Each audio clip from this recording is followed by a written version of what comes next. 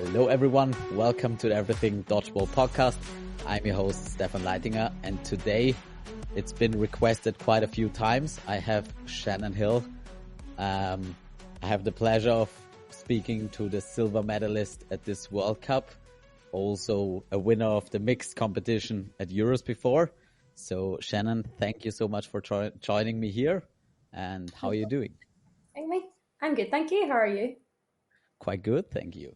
So what I wanted to get into with you is basically the story behind Shannen, the dodgeball player, and basically your journey from, I think you started in 2016 or 17, right? At the international stage. End of 2015, yeah. Okay. Feels And like a so long time ago basically, now.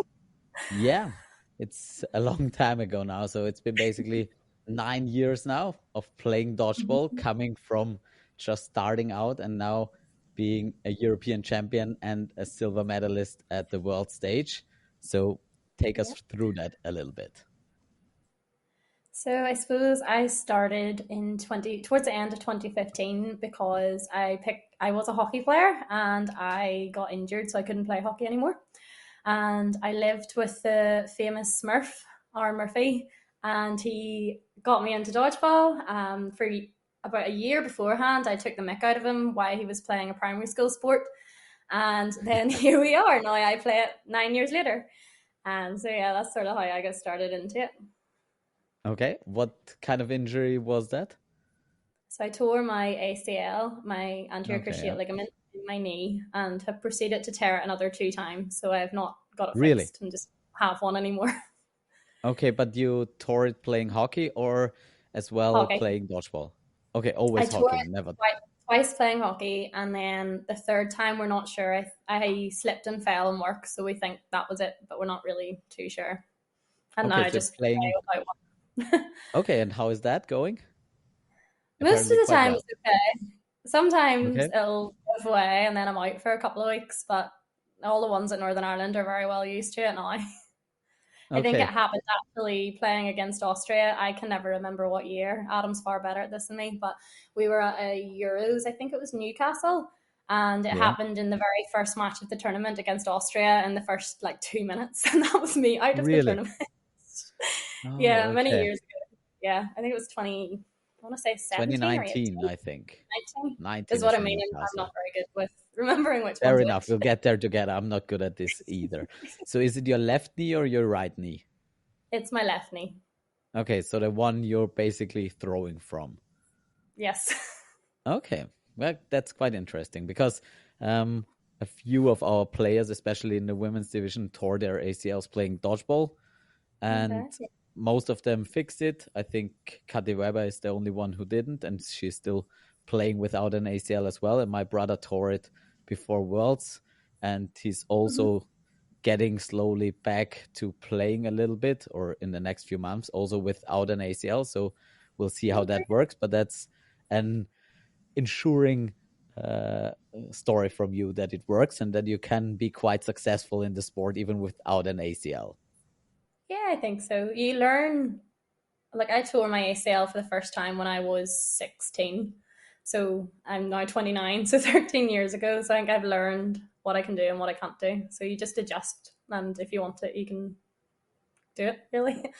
Okay, now that's good to hear. Do you think it has an impact on the way you play or the way you move on the field? Oh, yeah, I would say so. Like, I can't change direction particularly quickly, and I'm aware of twisting motions and things like that. And I'm not a very fast runner anyway, so I think if I was a fast runner, it would probably make a bigger difference. Okay, so what would you say are your strengths in dodgeball and where do you shine as a player? I'd say probably throwing. Yeah. Whenever I initially started, I would have said catching because I couldn't throw the ball a length of a court. I've watched back footage from the World Cup in Manchester in 2016, and it is actually abysmal. It's awful how bad my throw is. Every throw is invalid. So we've worked very hard since then. So now I'd say probably my throw would be my strength. Okay. I play inside wing for Northern Ireland, but I play wing for my club, and I like both. They both have very different roles. If you'd asked me a year ago, I would have said I'm a winger through and through, but I've grown to like playing inside wing. Okay, that's interesting. So, why did you move to the inside wing? Was that a decision by the coaches or by you? It was by the coaches, and I think it's because I got myself put out too much playing wing. So they were saying that we need to keep you in for longer, so they took me off wing. I got Okay, too trigger happy, I think. okay, fair enough. So, sort of to manage the amount of your throws from the Yes. outside. Okay, yeah, I get that. I Well, sometimes do that with players as well. So I think it's something coaches like to do if players are really trigger happy. But also, often a strong throw from the middle is really an important yeah, weapon because you can be yeah. protected and can throw basically at everyone. So it's often very effective from that It's a position nice as well. luxury to know you're protected when you throw. So, Absolutely. Okay, so I was looking today into basically the stats of Northern Ireland women from mm-hmm. 2019 on. So I Mm-hmm. think in 2019 you came in fifth. Is that correct? I think I'm gonna I'll mix take your up word a on it. I little. don't remember. Okay. I think So so. okay, That's fine. fair enough. You didn't play a lot at that one. So in No. 2022, when you came back from COVID, basically, it was Mm-hmm. Drachten, and that was sort of the first time you made the podium. Is that right? It was, yes. Okay. It was Okay. I So think, our first time ever beating Italy as well. So that was great. okay, that is awesome. So I heard a lot from Adam and the boys what they did after COVID and basically how they got themselves really motivated and trained a bunch. Um, is that the same for the women? Yeah, it would be. We came back. I think we had the luxury of coming back a bit sooner than some other countries, and then everyone. I think before COVID, everyone was quite tired, and then actually during COVID, not being able to play, everyone came back with a new like fire that they wanted to go, they wanted to train, they wanted to compete, and I think everyone missed that international scene and the atmosphere at international, so everyone was really motivated to go again. Yeah, and it paid off. Do you always train together with the boys, or do you train separately? Do you do a lot of mixed training or more separate divisions? International wise, we do probably similar amount. We do women's and men's separate, and then we do mixed training. And there's probably about a similar enough amount of time spent on both. Okay. And your coaches is Sean your head coach? So Sean was our head coach, yes, and then actually this year myself took on player coach, and Alex Watts is our assistant coach. Okay. And they are leading the training sessions and you know. Yes. So, yeah. So depending on when, because obviously Sean is a big player as well, and Alex Watts also plays on the Northern Ireland men's. So depending on, sometimes men's and women's are training at the same time, so they'll drop in and out, and then whenever they're not there, then I'll run the session, and then we all just work together. Really, Okay. And family what would team. you say was like the big difference coming except for like being highly motivated to get back to sports, but do you feel like there were any tactical changes or training changes that were made you more successful from 2022 on? I think, in my opinion, I think there has been. I think a lot of coaching beforehand, there was not a lot of difference between the tactics you would teach men and women. And I think what's been coming in more is the fact that they can't be played the same. Like I've played a lot of men's in at coach at club level, and it's Mhm. just a completely different sport to how you play women's. And I think the recognition of that and actually recognizing how do we play the women's game has made quite a big difference. And then I think this year, the season that's just passed, we focused an awful lot on the girls actually understanding why do we do these things rather than just listening to what the coach is saying from the outbox. So I think that's made quite a big difference and helped with decision making in those high pressure moments, which I think made quite a big difference going forward into Worlds. Yeah, yeah, That sounds legitimate. So basically, Northern Ireland somehow took COVID and got the motivation from the break and really put a lot of effort and focus on dodgeball for the next 3 years and made it to become way more successful than before. But after 2022 in Osijek in 23, you came fifth in the women. What happened there? And do you think there was still that upward trajectory and there was just a bit of bad luck, or why didn't you like progress the same way than before? It's quite a hard question to answer. I'm not actually 100% sure.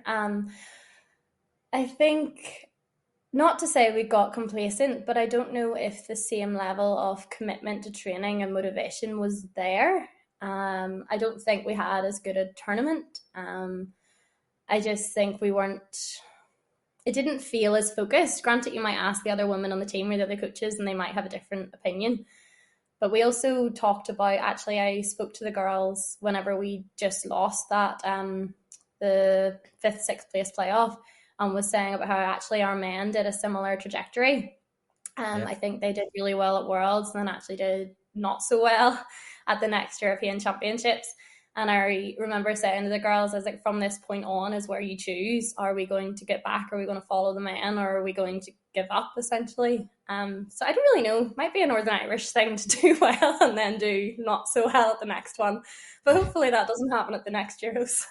Yeah, fair enough. Hopefully But that's I think that's a sport thing in general. It happened the same for us as well. So when once you win and you put a lot of effort in and it paid off, it often seems like you made it basically, and then it's much harder to find the motivation to go again. So do you think on that note that like that little bit of a setback really helped you coming into the World Cup and coming into the preparation for Worlds? I think so, yes. I think it changed our tactics and the way we looked at the game, and it changed our way of training as well. And I think that made quite a big difference. And I do think the motivation levels came back to be like, come on, we're better than sixth. We can get better than this. We want another medal, and drove everyone forward again. Okay, so basically that little setback was something quite positive in the end. And it Yeah, it put, was. okay. Yeah, I think that's basically what sports all about, where you take losses and learn from them. And if you can learn from them, they're often the most teachable moments. And it's much harder It to didn't get feel like it at motivation the if time. you're Sorry. It didn't feel like it at the time, though. Absolutely. Yeah. Yeah, obviously. So in the moment, it's quite tough and a loss never feels nice, but if you look back on it, it often is sort of a turning point. Like COVID was a turning point where you're like, because you didn't play for 3 years, basically, it gave you much more energy and fire and focus for the next time around. And then the drawback and the loss or coming sick again makes you hungry for more, basically. So Okay. you had 1 year, around 1 year from Osijek to Graz. What was the training like, and what did you focus on tactic and training wise? What would you say made the most difference? So we focused more on people understanding why we were doing things. We brought in a lot of situational plays, so explaining 4v2. Northern Ireland were very good at bottling a lead for a while, Northern Ireland women. So we brought in a lot of training on how not to do that. How do you see out a game? How do you pull back a game? When do you go aggressive? When do you go defensive?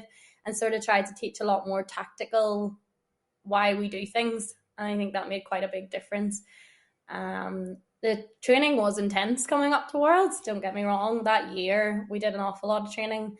We were training nearly at least once a month, and then we usually had maybe every other week as well. It's like a 2 hour evening session, so it was very intense training. But I think it drew all the girls together as well. I think there was a bit of an attitude change within the Northern Ireland women as well, that we were very focused on, okay, we do this together. Nobody has to be the star. Nobody has to be the standout player. We win together or we lose together. You don't go off on your own. And I think we built that into our tactics as well. And I think that made a huge difference. Okay. Is it the same with the women, like the man, that most of your players come from the two top clubs in Northern Ireland? Or are there different clubs on the women's side? It was mainly, I think it was mainly Queen's, Crossfire, and Ballyhack. But a Yeah. lot of the Queen's players, and there was a few from Capoy, but obviously the likes of Kirsty and Ashleen, etc. But they were away; they were having babies, and so it's mainly Crossfire, Queens, and Ballyhack. But quite a few of those Queens players have now moved to either Ballyhack or Capoy. So Yeah. And is there like the mainly same, across the clubs. yeah. And is there like the same rivalry between the women clubs in Northern Ireland like there is with the two men clubs? No, I think the women's. Adam will always describe the women's league as actually the most interesting in Northern Ireland because we all have a habit of beating each other. It would be Okay. much more like close games, more competitive with one another, which I think has also driven us to get better and better over the years. But I do think the women's game a lot in Northern Ireland is who can outthink the other team because we all know each other inside and out at this point. We all know each other's strengths, weaknesses, everything. Okay, yeah, fair enough. How many women or female player do you have in the development squad or in the squad that trains for those international tournaments? Hmm.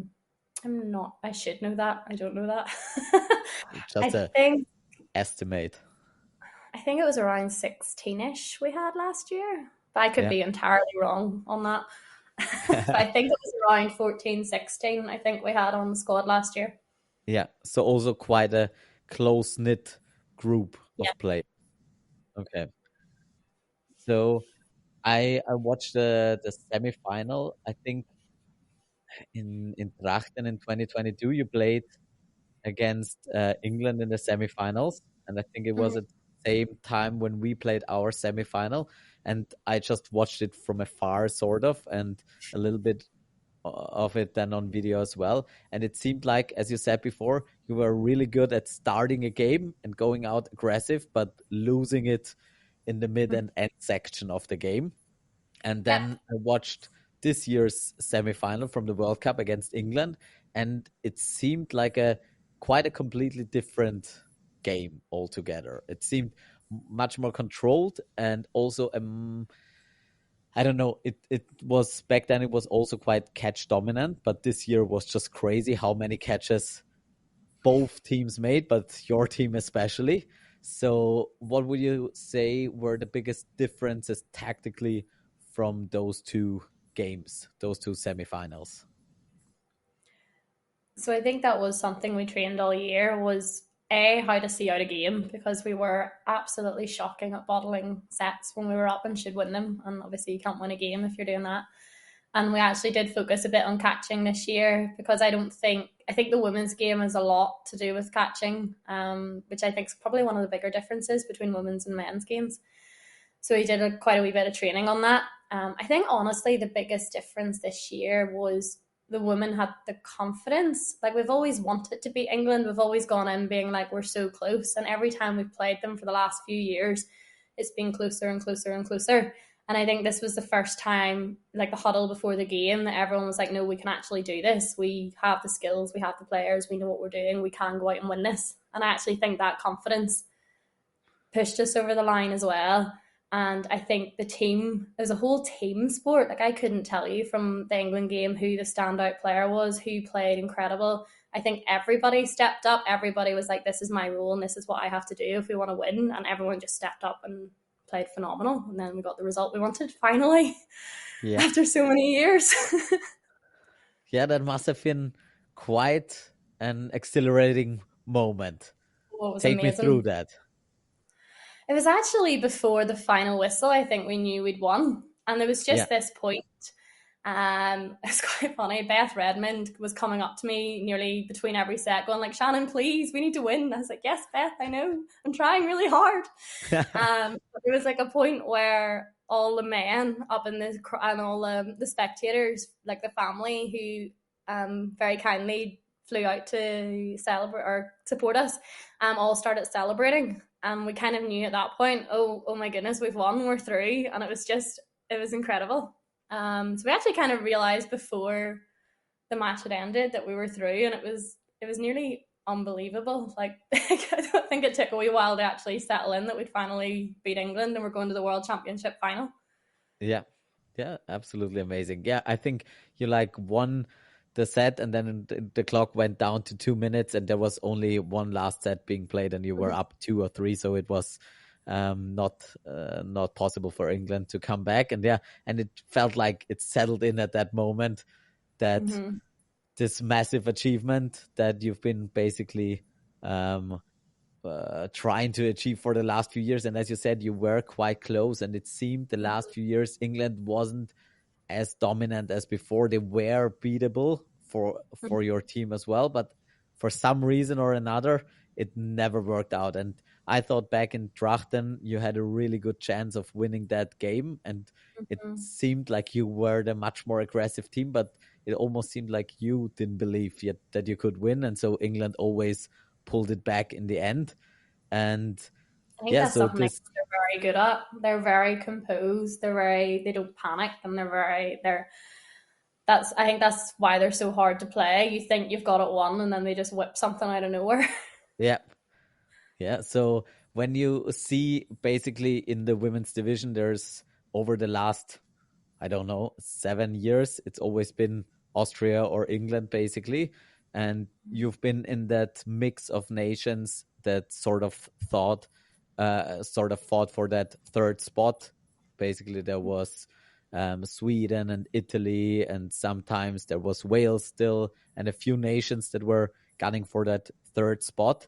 But it seemed like there was a big gap between the first two nations and the rest, basically. So, when did you realize that you have had closed that gap? Was that in 2022, and how was that in 23 at Osijek when it's basically went back to the same old habit of the two top teams and no one could reach them really?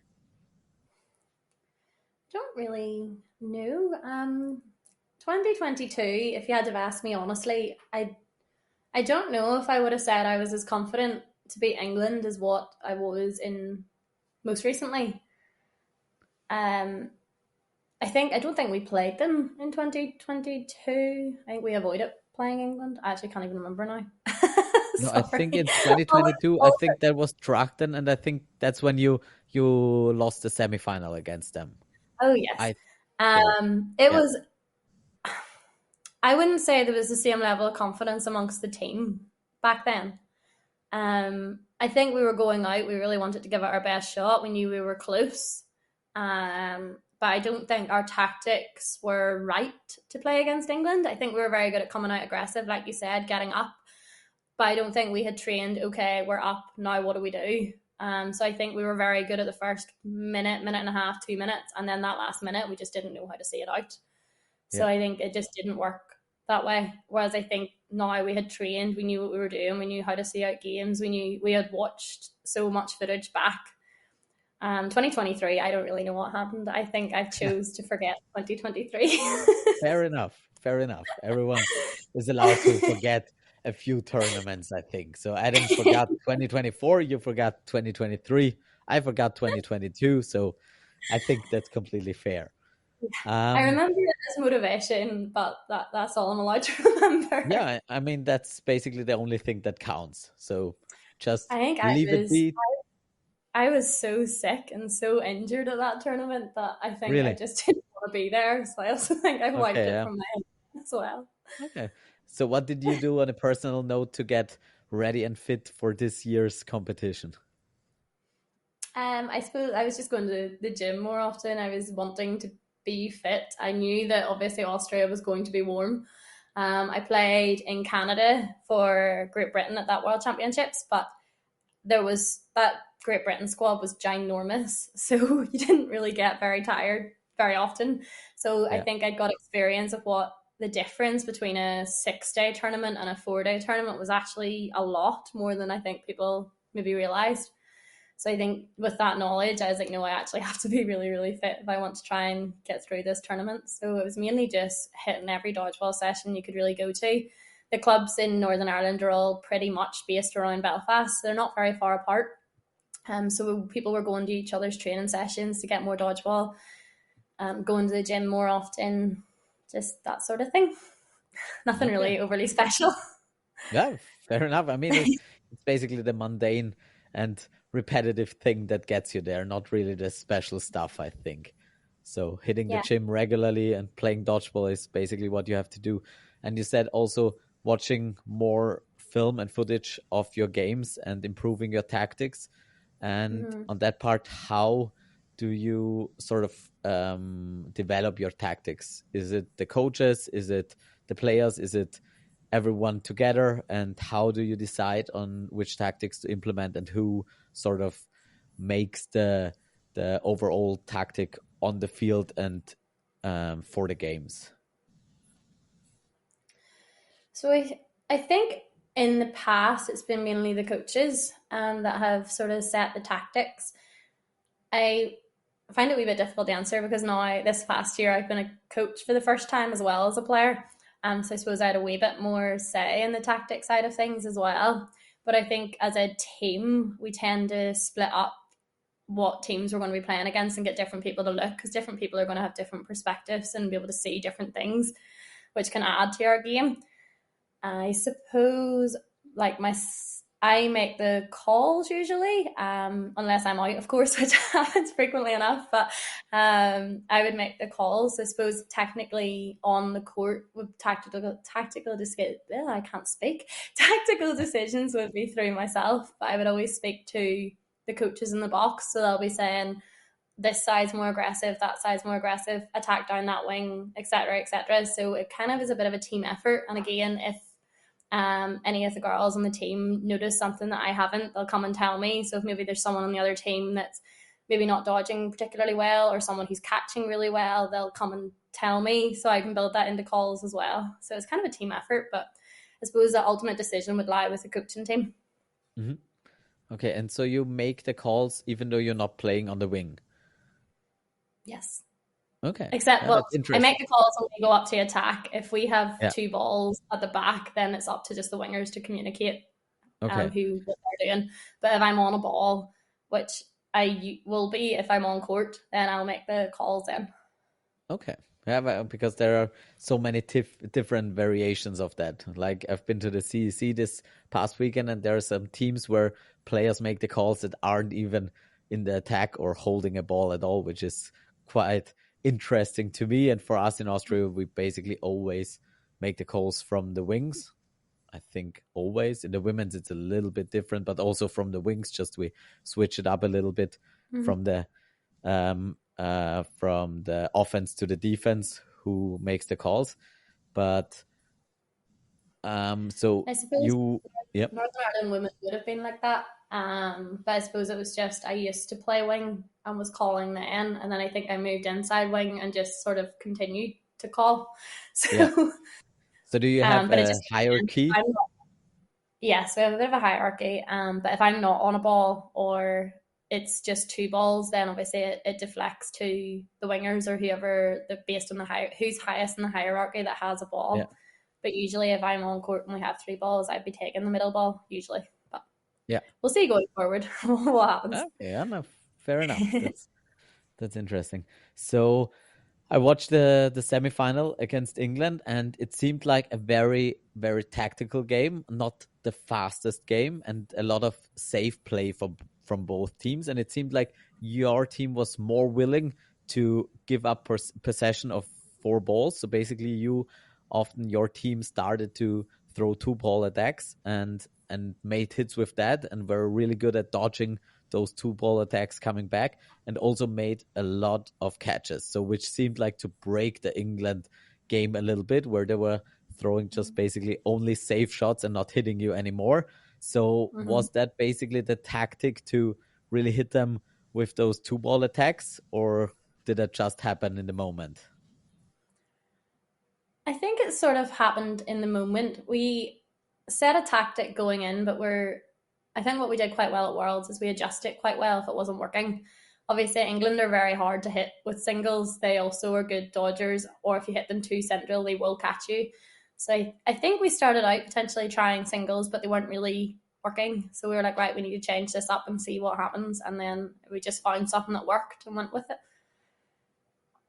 Yeah, it seemed like that, and it was like quite interesting because, as you said, you were quite good at adapting and also making a lot of catches, which really played into your cards. Because in the beginning, it seemed like England was controlling the game a little bit. They were winning the first set, and then there were some sort of not lucky catches, but maybe some bouncing catches and some incredible catches that sort of broke the rhythm, it seemed like. And it seemed like they didn't get back into that game. And you sort of always kept a distance of 1, 2, or 3 sets, and mainly keeping that pressure on, and the willingness to hit them with two balls sort of played to your advantage, that you didn't let them get back into the game and get their confidence up.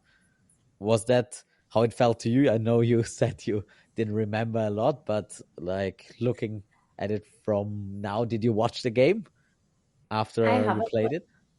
I haven't watched it, Really? no. I Really? took a bit of a sabbatical from dodgeball. I've only really started back there on Monday. Okay. Because I actually got injured. I got injured at Worlds, Really? playing the mixed semi final. Okay. I got injured, and then I worked very very hard for Worlds. I think I nearly like burnt myself out, if that makes sense. So Yeah. I've taken like a bit of a break from dodgeball, and I wasn't even sure if I was going to go back. To be honest, I thought it was Okay. maybe done, but I've been talked back into it, so I've started back again. Who talked So you no, back into it? I haven't watched anything from Worlds yet, but Really? I know my friends. Some of the other girls have watched it, and they're like, "No, Shannon, you have to watch that game." And I'm like, "Ugh, eventually, I'll maybe eventually get around to it." Okay. That is Um, absolutely fascinating to me, that you didn't watch the game, because I understand that you don't watch games that you lose. I don't like watching them, and I sometimes don't watch them, but that was like sort of the pinnacle of what the women's team and your team achieved basically in this sport. That is amazing to me yeah, that you didn't watch it, but you I really have to watch that one. I will do once I get back into it again. I just think I really needed a break. Yeah, fair So enough. that's why I just haven't watched any of it back yet. And then because I was injured I was not allowed to play for about 6 weeks, Yeah. and then I've been chaotic at work, and I think I was a bit grumpy that I got hurt and injured again. I was like, I don't want Yeah, to watch dodgeball. I don't want anything to do with dodgeball. I'm like threw a wee bit of a strop and threw the toys out of the pram a little bit. fair enough. Um, Yeah. so I reckon I probably will watch it over Christmas at some stage. I think Okay. that's just taking a wee bit of a sabbatical because I was just sort of sickened myself a wee bit because I like Yeah. nearly ate, slept, and breathed dodgeball coming up to that Worlds because I really wanted a World Championship medal. And I think as well, it was Northern Ireland women's first time on that world stage. So we really, really wanted to like make an impact and go out there and play hard. So I think I nearly sickened myself of dodgeball because I like Okay. waited my Yeah. entire life nearly for months coming up to that world championships.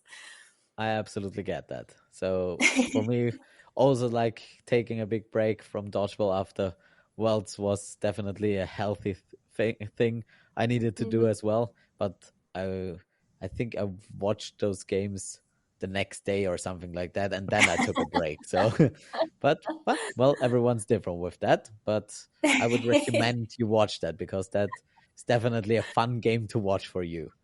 Oh, I definitely will watch it back. I just haven't had time Okay, fair enough. So yet. going from that semifinal against England, which happened after the mixed game, right? Wasn't the mixed game before that? Yes. Mixed Okay. game was before that. Okay, so you injured yourself, but you were still able to play, or you just played through it. Able to play is probably a strong word. I played through it. Okay. um, Okay, so I I think adrenaline was just pushing me through. I was never not going to play on a semi final against England at Worlds. I think my leg could have been hanging off, and I still would have been trying to play. was it your knee again? No, so I only found out when I come home, but I partially tore my quadriceps tendon as it goes into my knee on my other leg. Really? Hmm Okay. Should Okay. not Well, have been that's playing a lot. definitely should not have, but Wow, sure. yeah, because My that's a adrenaline's so really good. major tendon, and basically, if you sort of tear that, you are not able to walk really. So if you partially tear that, that has to be really painful and should really hinder basically your function. But apparently, Yes. adrenaline and will can do a lot.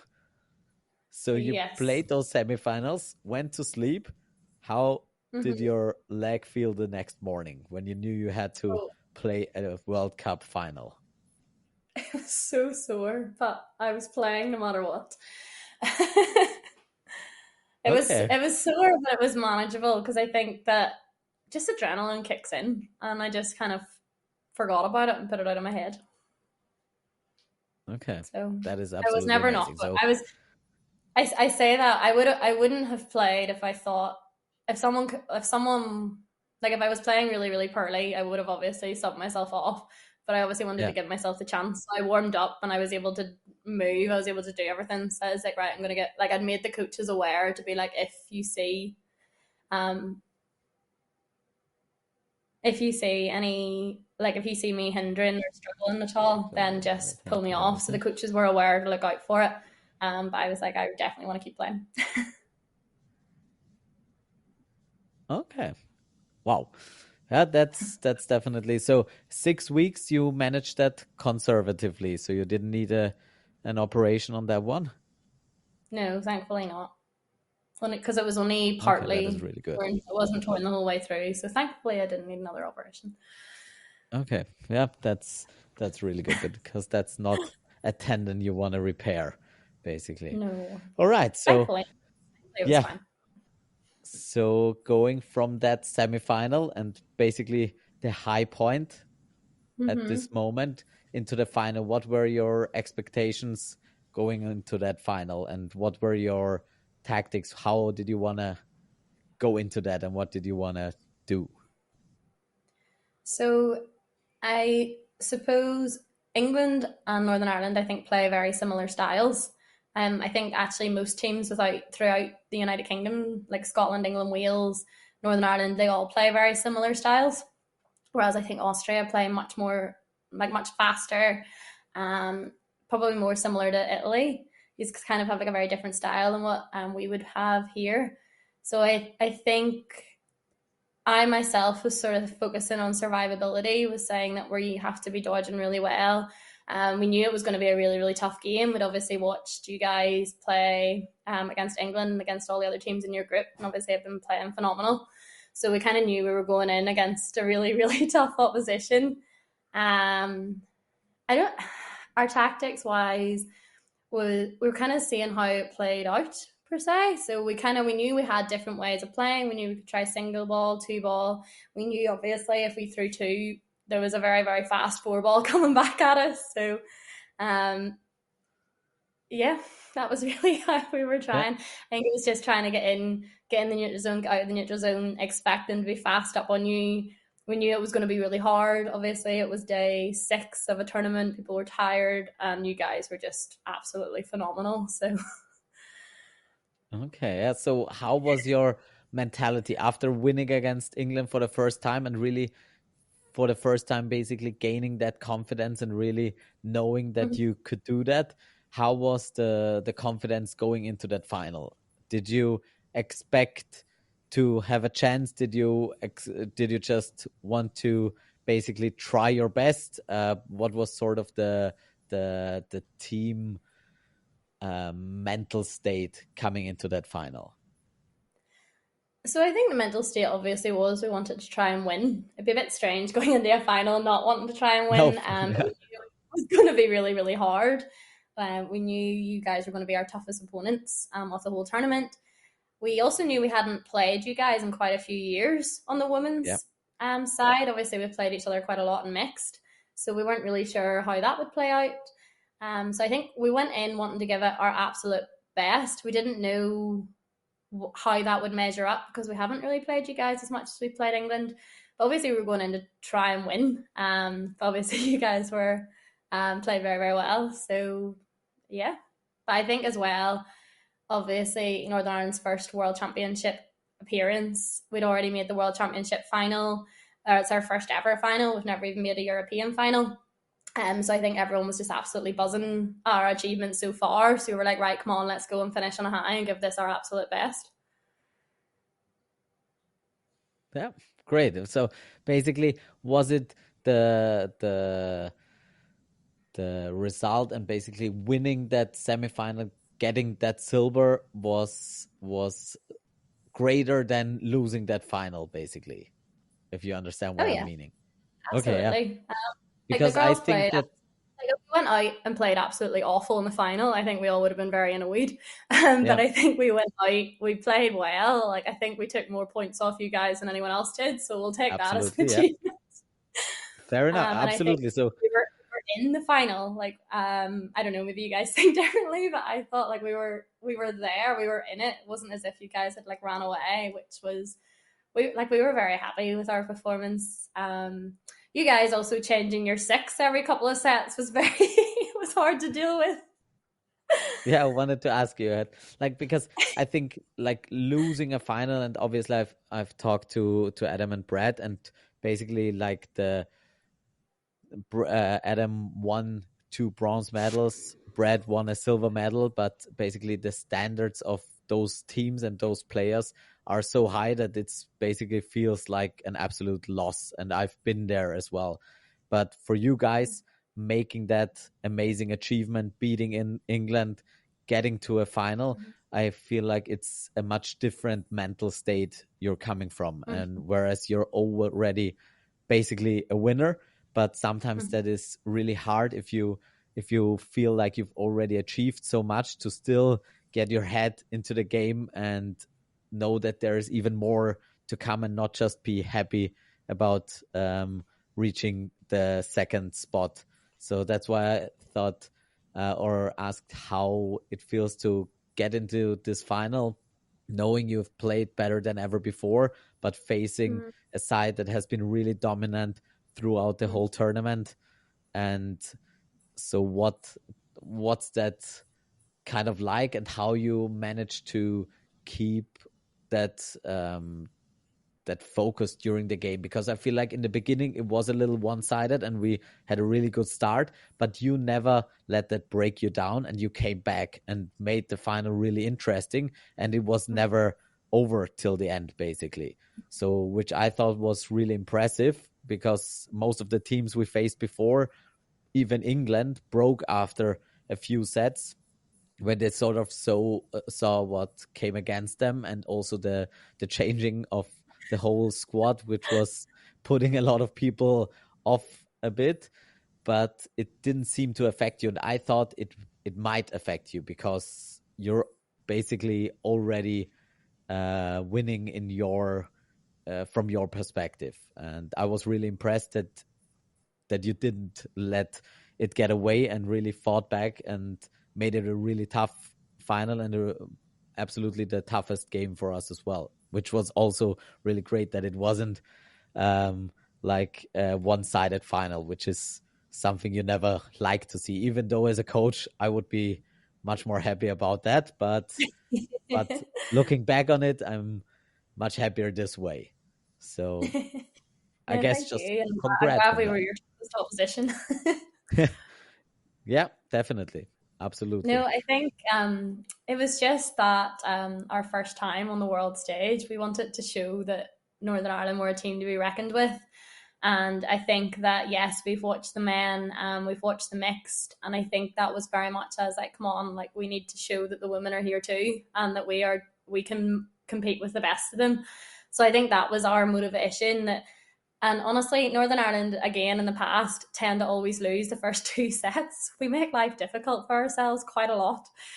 So I think then as well, we were like, right, we're not, this isn't over until it's over.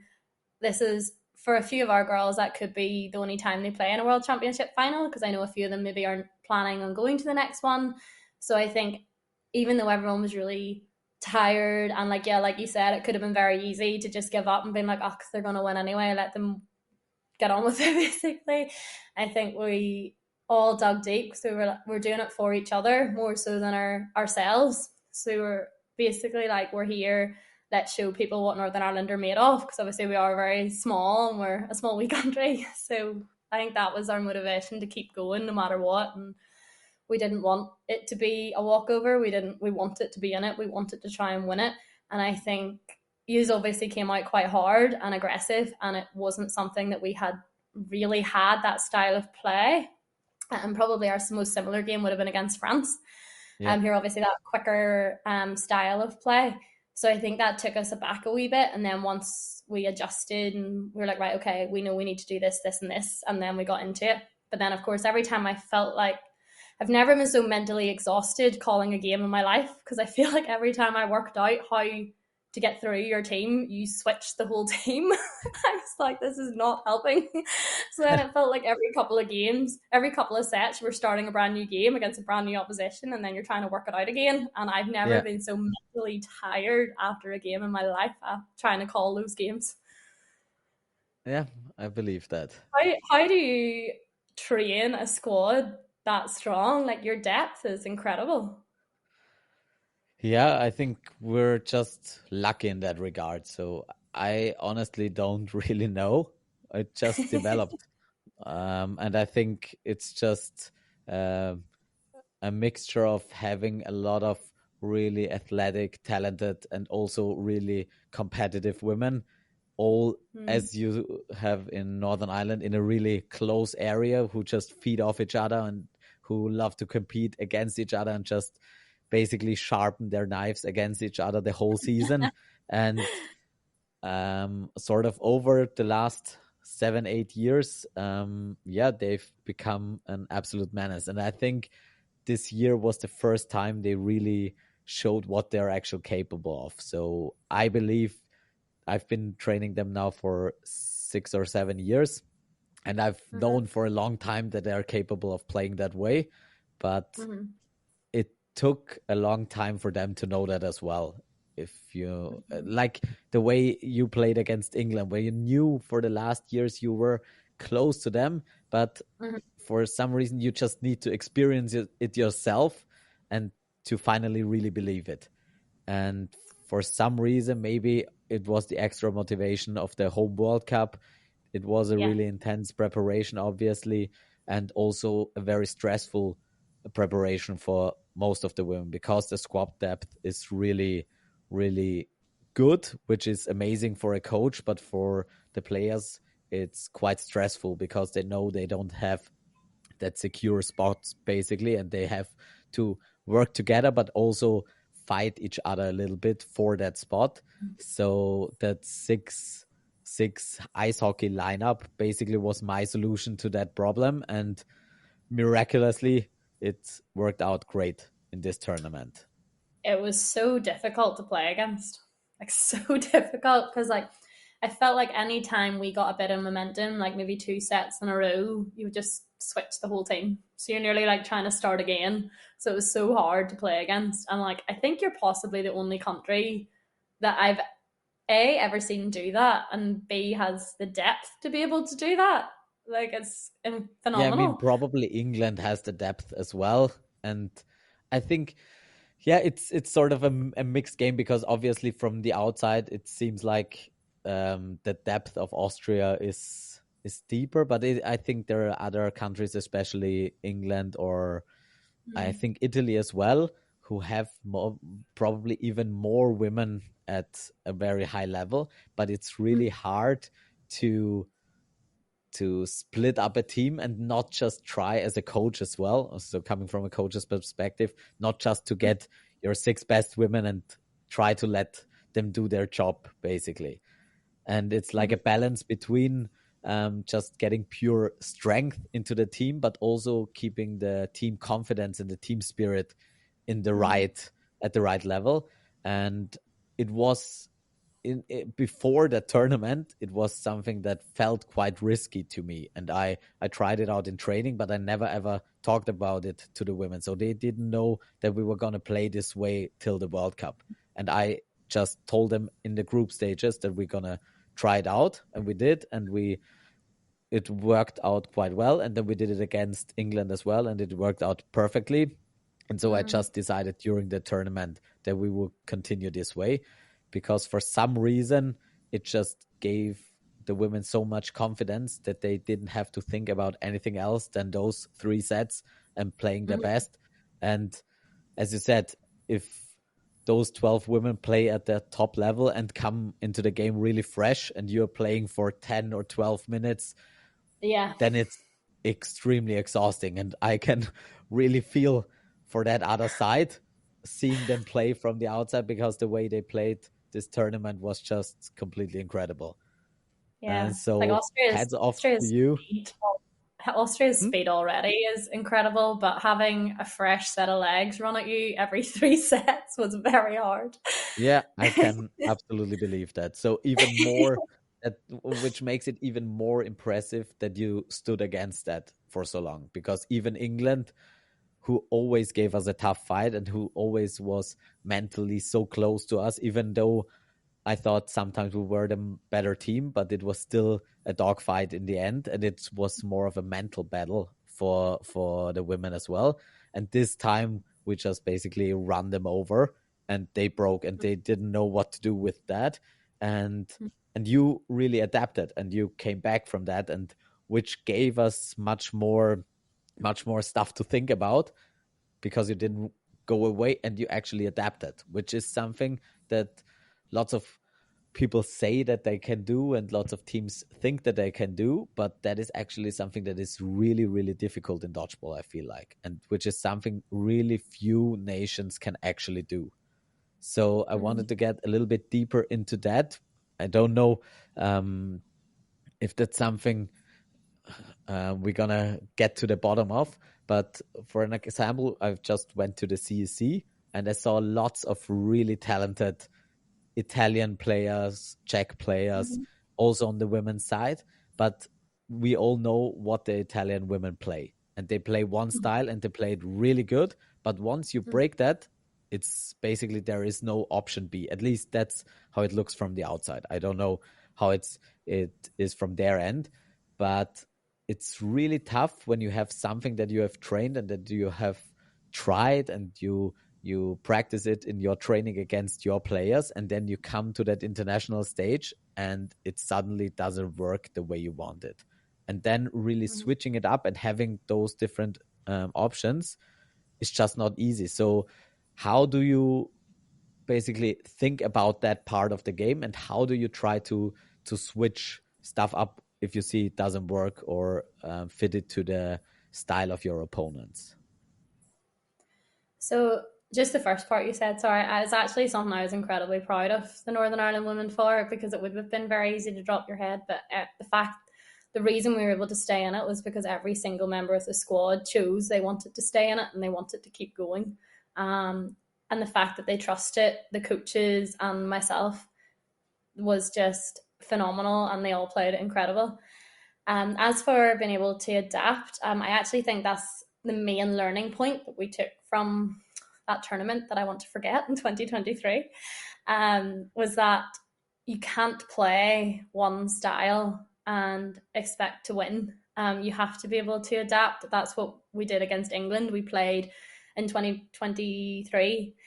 We played one style the whole way through, and we expect it to be able to win. Good teams are going to learn what that style is. They're going to know how to beat it. So you need to be able to learn how to adapt yourself. I think the way we brought that into Northern Ireland is scenario play. So we'd do 4v2 with 1 minute left, 5v3 with a minute and a half left. You're up in the game, you're down in the game, making the women actually think, okay, what do I want from this? What do I need to do from this? How am I going to get what I need from this? um, Training against teams to simulate them being aggressive, simulate teams that are very passive, simulate teams that are going to play safe, and actually trying to think, okay, how do I actually beat this? And then I suppose it's just the sort of classroom type sessions to explain why are we doing this, why do we want to do this, watching back games to be like, okay, we did this in this situation, was that the best thing to do, is there something better that we could have done? um, like I think I watched back the England. Ironically, I watched back the England game we lost more than I have watched the one we've won. Because actually, whilst it's not nice watching games you've lost, I think you learn more from them than watching games that you win. and I would be my own worst critic as well for myself, more so. I wouldn't really be for the rest of the girls, but I think trying to find out where was the mistakes and how do we prevent doing them again, I think is Yeah. how you develop into being able to adjust on the fly. Okay, yeah. And do you, um, as a caller, how do you like personally balance the way you play, or what do you think about during a game when you see like you're down 2 sets and stuff didn't work? Do you like actively think about what you want to change up, or is it more of a instinctive thing or just experience that sort of takes over, or is it more of an active mental thing? I think a bit of both. There's probably about a million thoughts runs through my head in the middle of a game.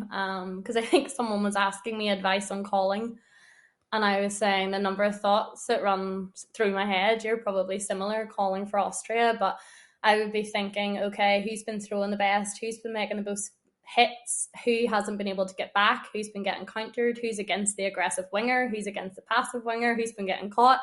All these sort of thoughts runs through my head before making a decision on who's going to throw. Um, so I think that in an element of it will be instinctual in that I'll automatically, I think, switch between passive or aggressive because I've been doing it for so long, and then calling it club as well.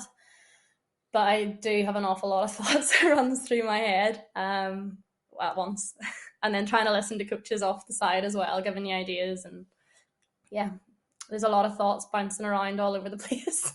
Yeah, I get that. And how is that dialogue with the coaches? Like, what are the decisions that you make on the court, and what are like the pointers you get in between sets or during timeouts? So I think it's more if there's something I'm not seeing. So like if one side of the court is maybe like positions 1 to 3, or maybe not dodging as well as positions 4 to 6, so they'll say use that winger more often, or just if there's something that they can see to add to it would tend to be what they would tell me. Or if I'm struggling, if I'm like I don't know what I'm doing, I don't know where's the call here, what do you want us to do you want us to take out a strong player, do you want to see out the game. So it's kind of like just a two-way conversation, just constantly nearly. Yeah. Or in between sets, if they see something that I haven't, they'll come and tell me. Okay. And do you have sort of a communication on court as well, where you have sort of a dialogue or a feedback from the other players who like give you information? Or if you're in the set and you're making the calls, is it just you basically talking and the other ones responding, and in between you think it over? No, I get fed. It's Northern Ireland's a very big team approach, especially the women's. And I think that's why we did so well at Worlds.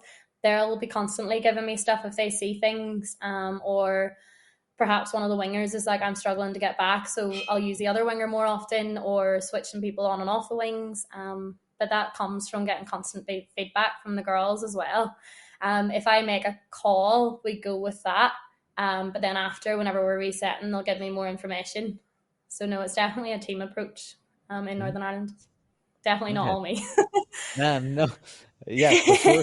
But I think that's quite interesting the way different people or different countries handle that situation, because basically in the end, if you're the caller, you make the decisions, you have the responsibility to make the right decisions.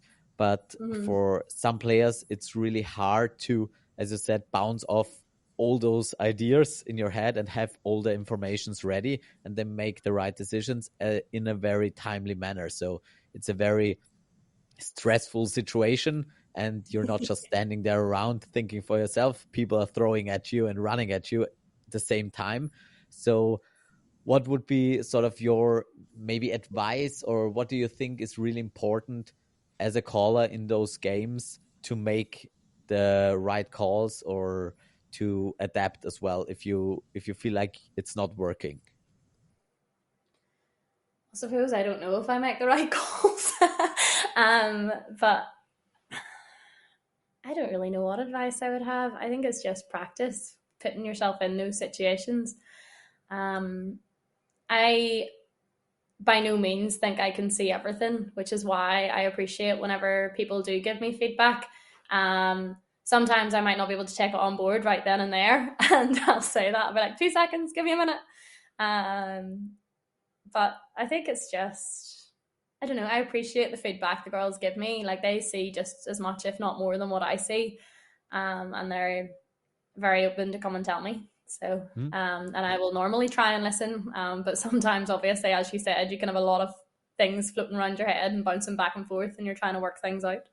Yeah, yeah, because that is like on the one hand a really stressful situation, a really high pressure situation, and also you can't have all the information because you can't see everything on court, but as well it's tough to get all the information at the same time from different players and make decisions. So basically Mm. there are so many channels going in and out, and in between you have to make decisions, and often the time constraints as well are very important. So sometimes it might be more important to make a fast decision than a good decision. So I think it's always quite interesting to have um, players who do the shot calling, like what their process for making decisions is. And some players, like out of experience, are more um, like to just make the decisions and in between sets maybe get their feedback in and then reload. And some players really like to get constant feedback. So for our women, for example, we have players that really enjoy it if our retrievers, we have some retrievers like my brother Flo, who does a lot of active retrieving where he constantly talks to the women on the field, and some of them really appreciate that and can really thrive of that, and for others it's just too much information. So basically what I want to get at is, what do you personally think as a caller is the right balance for you of information going in and calls coming out? What way would you say do you process that? The one thing I hate is just anyone talking to me as the other team's running up, because Yeah, I'm thinking about what they've said instead of the play, and then I do something stupid and get myself hit out or line or do something ridiculous, and I'm like, ah. Um, Northern Ireland usually, unless it's particularly urgent, you would get told in between sets. Unless it's like something that's like, no, no, no, we need to do this now, then they'll tell me and we'll go with it. Um, I, I think I think it's very individual. Um, like, I don't mind taking feedback on from people, but I really don't like when people say it to me as the other team's running up, because that's the one time I yeah, can't take information on board and try and live at the same time. yeah, I have to go back to instinct at that point and not think, yeah, and then go switch back into thinking as soon as the balls are behind you. yeah, absolutely. I think that's basically what I wanted to get at, that there are people who handle those situations quite differently, and some are more cognitive and some are more instinctive, and there are also different situations. Like if players are running at you, it's a different situation than when you are running at your opponents. And so I think an important point that you said is that it just takes time to become a good caller. You just need a lot of experience and have you need to have been in a lot of situations and have made a lot of good and bad calls and seen the results from them to basically sharpen your calling. And I think that's something that dodgeball in general is quite specific at. That, I mean, it's basically in every sport that experience helps you, but in dodgeball you Mm-hmm. have to make so many fast decisions, and as a Mm-hmm. caller you have to make so many decisions for your teammates as well.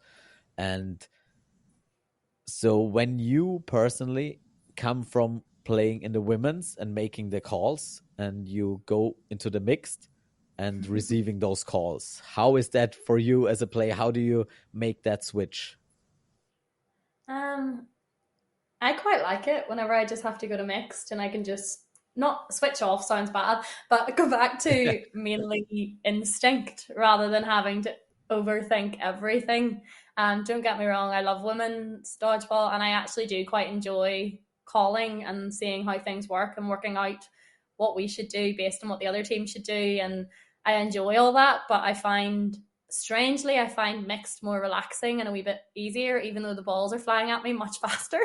Yeah, Just solely because I don't have to, I like have unloaded that mental burden to somebody else, and I just get to focus on surviving, catching, and throwing. And I really quite like that. It's almost like a mental break per yeah.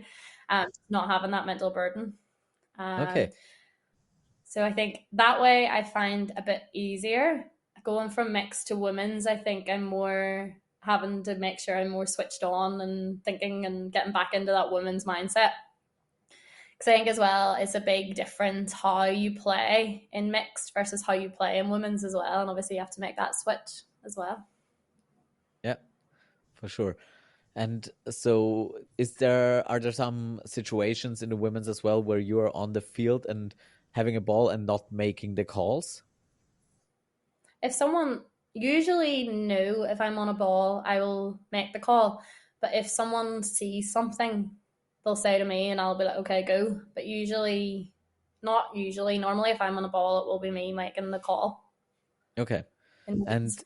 in the mixed, it's still like sort of natural, and you can really sort of like trust the caller that you can completely switch off. Because for me, it's weird. I don't ever give the calling away in any division, basically ever, unless it's the game is done or there is nothing on the line anymore. That's when I sometimes give it away on the club Not level sure. and on the. Not sure how Hmm? the Northern Ireland men would take it if I was like, no, I'm calling mix now. Yeah, because there I was. can't see it now very well. Yeah, well, you could, because sometimes as well in mixed games in Austria there are some women who do the calling. Like when Mm-hmm. I'm out and there are two players in my club, sometimes it's Annie who does the calls instead of the boys. Mm-hmm. But obviously she's on a ball then, so we don't ever do calls off the ball unless there's some weird situation. But I think it's such a different way to play. If you're basically having the whole game in your head and you're making the calls and you're controlling the game, and the other one is like being in the driving seat or being a passenger, and it's such a Mm-hmm. different way. It can be relaxing. For me personally, it's quite stressful. It's really hard to relax in that situation because I can't stop myself from thinking. And if the calls are good, then I'm fine with it. And if there's nothing on the line, I'm fine. But it's really tough for me to not take over that responsibility because I'm so used to it. So is that something that comes natural to you because it's mixed and you can just separate those two divisions basically? I think so, yes. I take a lot of, probably nearly too much. I feel responsibility onto my own shoulders when I'm calling in women's. Like, I nearly feel if someone gets hit, I nearly feel like, oh, that was my fault. Like, what could I have done differently that they wouldn't have got hit? Which I know is far too much pressure to put on one person. So I think when I flick over to mixed, I'm quite happy to let the boys call and see how it plays out. Like, I'll play my role away. And I think it's just always been the case. Yeah, I've played a lot of the boys that play on mixed. I play a Ballyhack Barbarians with, so the likes of Josh, Smurf, Adam, Johnny. I play on a men's team with them, and obviously, as the only woman, I'm not going to be the one calling on the men's team. So I think it just feels natural to let them take over and call, and I'll sort of just follow whatever I'm told. But obviously, if the three men are out, then I'm taking over calling again. yeah, If there was no man on court, then I'll take over calling. So it's just being able to switch sort of back and forth between that. yeah. But And is there a I situation? like the differences. I like having the two separate Yeah, differences because I enjoy them yeah, I both. get that. And yeah, because I think it's really a different way of like receiving the game, because once you are really focused on your personal things like Mm-hmm. dodging and catching and making the hits and just following those rules and Mm-hmm. those calls to the best of your abilities, and the other one is like trying to manage everything, so it is Yeah. much more stressful, but also feels like you're more in control, and the other one is like you're more of a passenger. And if someone hits you out, sometimes it's your job to get hit out basically and be sacrificed or something, and which kind of lets a little bit of that responsibility go to the shoulders of the caller basically. I Yeah, think because I play so differently in the two, I think it's just when I play this team, I do this. When I play this team, I do this. And they're just two completely separate yeah, things for me. yeah, fair enough, because it is quite different, and I think some women have a hard time transitioning from one to the other, especially in a when there is a mixed game and a women's game right after, because the roles are different and also the speed is different. So Mm-hmm. I think it's really good to like separate them quite clearly from each other, so that you really Mm-hmm. know if you're in the one situation or the other situation, you have a very unique way of handling that situation, which makes it probably much easier. Mm-hmm. So, so you've been quite successful in the mixed as well, the last few years around. Um, would you say you prefer any of the two divisions, and how do you feel like about the role of women in the mixed game?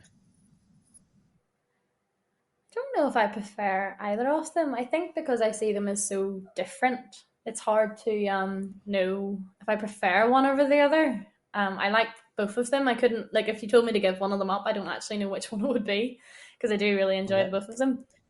Um, I think when I started, not when I started playing mixed, but initially whenever I started in Northern Ireland, mixed was more like the development, so it's very much men's and women's, and then a mixed development team. And I think at that stage, it was the men play and the women nearly like stay out of the way. Like I don't think the women really had a role in mixed, whereas I think that's obviously developed on that. I think women do very much have a role in mixed now. Obviously, it's very different than the men's. But I don't think the men can win a mixed game on their own, and I don't think the women can win a mixed game on their own. We just have very different roles to play. So, what do you think is the role of women compared to men's in the mixed, or how do So I suppose you? sorry, I suppose the men is obviously your firepower, like they're going to be your big throwers. But I think women have a very important role in covering, and I think sometimes that can be confused between covering and keeping yourself in compared to covering and going on a suicide mission because the guy hasn't got back. Yeah. So I think there's obviously a very important that women have a role.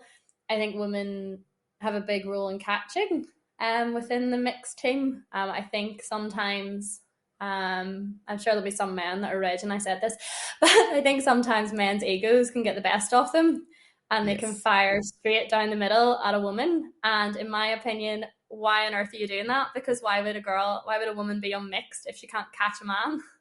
And so, like most of the time, as a general rule. So I think you can use that to your ability sometimes. And I think as well, the women's throw can be utilized within mixed. Obviously, probably not as a single, but I think they're quite good at not necessarily distraction, but I think the man and women's throw coming in at slightly different speeds can actually be a very effective group throw, and particularly Yeah. on a ball holder. If you can use one of them to make them move and follow in with the other one, I think it can be a very effective strategy. So I think women have just as much a role to play in mixed as men do. But obviously, the women can't actually win without the men either because we still need their firepower and their skills as well.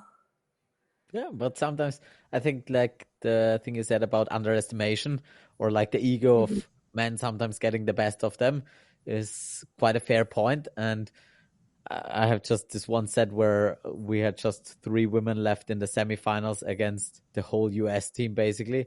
And our three women just hitting one guy out after the other. And every situation was basically a guy underestimating his opponent Yeah. and being just a little bit sloppy, or just being not as focused as he would have been with a male player in front of him. And that is Mm-hmm. something where I think you can really utilize the differences, and Absolutely. were women who understand that difference and understand how to make themselves a little bit invisible in the eyes of their opponents, can really do a lot of damage. And that is something that is quite that I really enjoy about mixed, where you can utilize the women and to get into those corners where men couldn't go, basically, because sometimes women can move up the court and no one even thinks about them because there is a male player in there as well, and then they hit you from the side and you don't even see them. And I think Yep. that is really fun and entertaining and exciting about the game, that you have those two different styles and different capabilities and can really use them in different ways. So Yeah. No, it's honestly my favorite thing is when a man underestimates a woman they're playing against and either completely ignores them standing there with a ball and throws at the guy behind them, and they obviously get hit, yeah, or whenever they completely underestimate it and fire it straight at a girl's chest and they just catch them in this massive game swinging catch. Like, it's my yeah, favorite thing to watch. I just think it's so great. absolutely. It's definitely the Yeah, feminism in me a little bit. absolutely.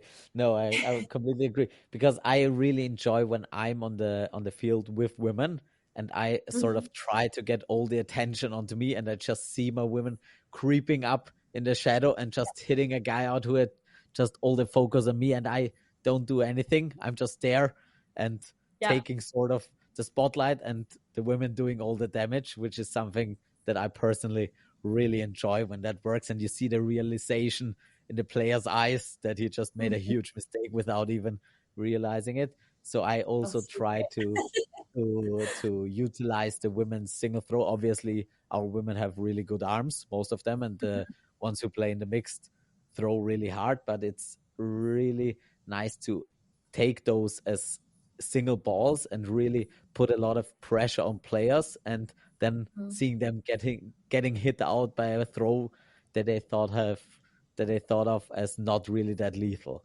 which is, yeah, that is probably my most enjoyable moments in the mixed Yeah. games. And that is probably something that I even enjoy more about the mixed than the men's game, because those differences make it really spicy and much more fun, I think. Definitely. No, I agree completely.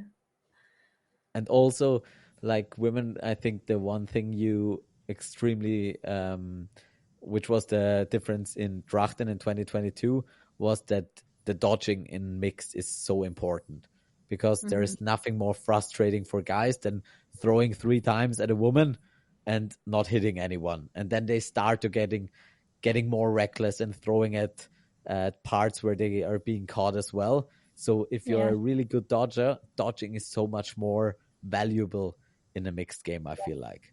So dodging in definitely. a women's game is not that important, basically, except for 2 ball or 3 ball attacks.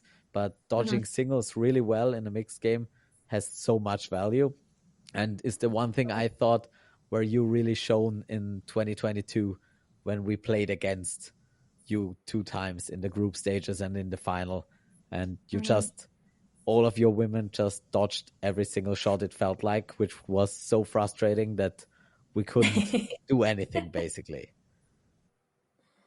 Yeah, it was a So big, there was a yeah, big focus on the woman's survivability and living, and that's sort of your primary goal at the start, is to survive. And yeah, you can't have an effect in the game if you can't survive a single coming at you. yeah, and it gives the dodging part such big value, because as Yeah. you said before, in the women's game, catching is really important, and maybe surviving 2 ball attacks. But the single ball dodging isn't that important, as at least on the back line. It's more Mhm. important, like in the counters and in between situations. But on the back line, it's sometimes quite easy to dodge those throws. So Yeah. catching becomes much more valuable, and dodging is such a core movement of the whole sport. So, which is why I really love the mixed game. But that was sort of a rant.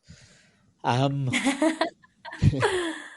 so just to basically wrap it up, um, so you've been to the World Cup, you won silver in a really amazing fashion. Are there any any impressions or anything left from that World Cup, even though you went into a little bit of a burnout stage afterwards? Is there something still lingering on?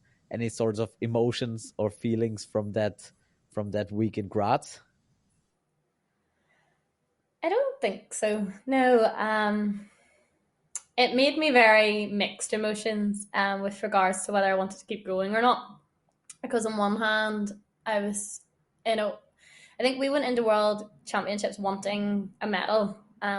We hadn't explicitly stated which medal because I think setting goals is obviously important to be realistic at the same time. And going from sixth in Euros to saying, "Oh, we're going to go and win Worlds," I think everyone would look at you a bit funny.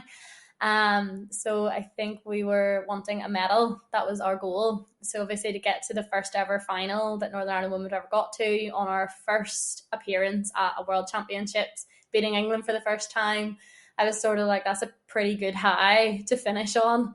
But then on the other hand, I was like, we've went from sixth in Euros to winning NECs to coming second in the Worlds in the space of a year. So to keep going on that trajectory in the time that we have between now and Euros would be incredible to see if we can come after you guys and try and win this time. Now that we've got the experience of playing against you, so it was sort of very mixed emotions. Whenever for a long time actually after Worlds, and I think it's only really been talking to some of the girls from Northern Ireland that then we're all getting back into it now. I think we all had a well-earned break because I think a lot of us were very tired and burned out after Worlds. So we're all coming back at it and being like, no, we want to actually go and try and win Euros. And we've obviously came on a great trajectory so far and we want to keep that going. So I think it's just motivation now and a fire sort of starting to burn in myself and the rest of the girls and wanting to go hard and train hard for one more year Yeah, and see how it goes. that is great to hear because I think it would have been a shame because obviously that's a great point to end a career on. But on the other But hand, also as I long want as to there win. is still, sorry, But also I want to win. obviously, exactly. So I think there is still something left, and we're not gonna make it easy for you. We listen to I don't this, expect anything and else. we're not gonna I don't think we want to leave on that note, but I think it's good that that you're still playing and that Northern Ireland as a team is still feeling that fire and that hunger, because it would be a shame to not have them at the Euros after that World Cup. And obviously it's a good time to leave, but I think, as you said, it's also a good time to see what's out there even more, because now you are Yeah. at that top level and you've still not reached everything, and you It still sort of have a feels sixth like we're just place. getting started. Exactly. So I think there is still a lot of dodgeball left to play, and I hope Mm. you will be injury free and fit as ever and hungry, and that it won't be Me just a too. competition between England and us in the women's division, and that all of Northern Ireland comes to this Euros to Ireland. It's not that far for you, No. and bring dodgeball to the next level, because that's something that is also really important for the sport as well, to like leave it in a better place and develop it. And it's so important for the women's game as well, to see for different nations that it is possible to reach that level with determination and just the will and the focus to do the work. And I think that's quite inspirational. And yeah, I hope you will do really well, and I hope we will see each other in another final at I was going to Euros at say, the I think we want a rematch. fair enough. I Now that we totally know a get bit it. more what to expect, we want a There are rematch. there are a lot of rematches. I think everyone in Europe wants with everyone. And yeah, so I think you deserve a rematch with our women. I hope we get our rematch Fingers with crossed it's in the final. England men's. And I think your men mixed teams have some rematches as well. And I hope there will be some other nations as well who've been inspired from that trajectory you took over the last few years and think maybe they can do that as well. And yeah, I've seen a lot from Czech and Italy now at the CEC, and I think if they get their heads together and really work on it, they're going to be a force to be reckoned with as well. And I think Sweden and Netherlands and Spain, there are so many nations, so it's going to get tougher every year. But yeah, I Northern think every Ireland is now year, every year, I think it has been getting tougher and tougher. Absolutely. Like So it used to be if you avoided England, Austria, and Italy were the main ones that you would always be like, oh, I don't want to play them. Anyone else will be okay. But now there's all the teams you named are just up and coming, and there's no easy groups anymore. yeah, Like you're always going to get especially in someone difficult to play, yeah, I think so as well. So which I is think great it's for the competition and the development as well. Like it's yeah, good to see that teams aren't just winning everything year in year out the way it used to be whenever I started. yeah, absolutely. And yeah, and you are part of this now, so you have a responsibility to maybe push for another 1 or 2 years and try to see what's out there. And I'll We'll see. One tournament yeah, at a time. I don't absolutely. have a lot of ligaments or tendons left to tear. Yeah, so you can't tear anymore, which is which I'm is an running out. upside basically. But yeah, I hope you have an injury-free season and we'll see each other fit and healthy and with a lot of determination and motivation in Limerick. This sounds great to me. Oh, Shannon, thank you so much. It's been a pleasure to talk to you after so many years playing against you. Yeah, this was really fun. Maybe we'll Thank you do so it much again for having after the Euros me. and see where this story leads us, basically. Yeah, that's great. Thank you so much for having me. You're absolutely welcome. Thank you, Shannon. And with this, keep throwing those balls, try not to get caught, and take care, everyone.